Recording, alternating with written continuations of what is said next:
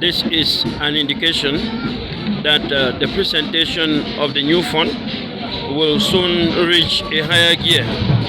And this is called Kokumanjang in Oku, the only juju that can lead His Majesty for public presentation. And you will discover that there are so many of them with wooden heads.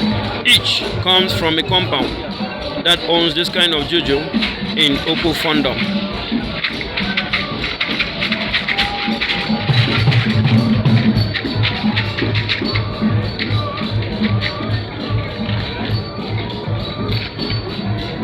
In no distant time from now, His Royal Majesty, the Paramount Fund of Oku, will be presented to the public, and thereafter he will come out through the official direction to address the entire population present at the Oku Palace, and the message will run to all corners of Oku and out of Oku.